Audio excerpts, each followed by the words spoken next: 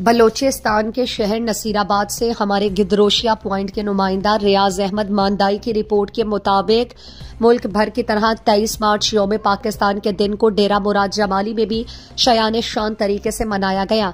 मुस्लिम league नून नसीराबाद की जानिब से कमांडर मीर आसिफ खान लहड़ी की सरबराही में लहड़ी हाउस से रैली निकाली गई।